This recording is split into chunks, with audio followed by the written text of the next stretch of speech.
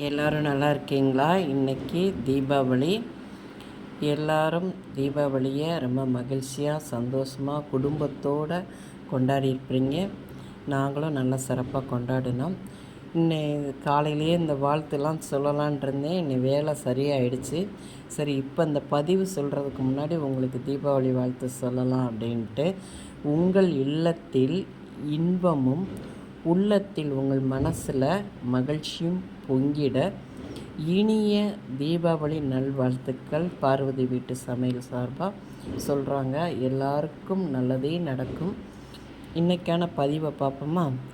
ஆசையே இல்லாத முயற்சியால் பலனில்லை, முயற்சி இல்லாத ஆசையால் பலனில்லை.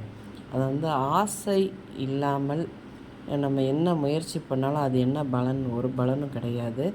நம்ம வாழ்க்கையில் ஒரு ஆசைப்படணும்னா எல்லாத்துக்கும் அத்தனைக்கும் ஆசைப்படுங்கிற மாதிரி பட்டு கடைசியில் என்ன முயற்சி பண்ணிகிட்ருப்போம்.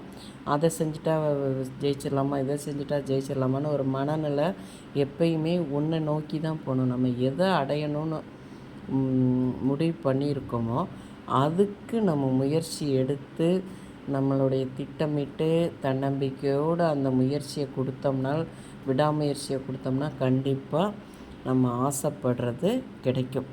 ஆசை இல்லாமல் முயற்சி பண்ணுறதுலாம் வேஸ்ட்டு. ஆசைப்பட்டு தான் முயற்சி பண்ணணும். அதே மாதிரி முயற்சி இல்லாத ஆசையால் பலன் இல்லை. முயற்சியே பண்ணாமல் ஆசைப்பட்டு ஒரு இடத்துல உட்காந்துட்டு அது கிடச்சிரும், இது கிடச்சிரும், அப்படி கிடச்சிரும், இப்படி கிடச்சிரும் அப்படின்னு சொல்லி ஒரு இடத்துல உட்காந்து கற்பனை பண்ணிட்டு உட்காந்துருந்தோம்னா அதுக்கு எந்த பலனுமே கிடையாது. நம்ம முயற்சி எதை அடையணும்னு ஆசைப்படுறோமோ அதுக்குண்டான முயற்சியை கொடுத்தா தான் வாழ்க்கையில் அதை அந்த இடத்தை அடைய முடியும். அதனால் முயற்சி இல்லாமல் ஆசைப்படுறதெல்லாம் சோம்பேறிகள் பண்ணுற வேலை பார்த்துக்கோங்க.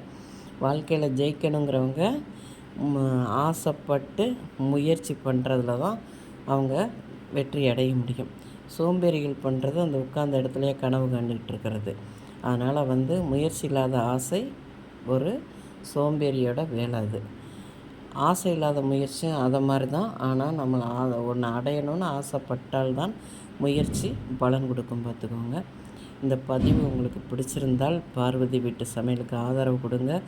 ஓம் சாய்ராம்.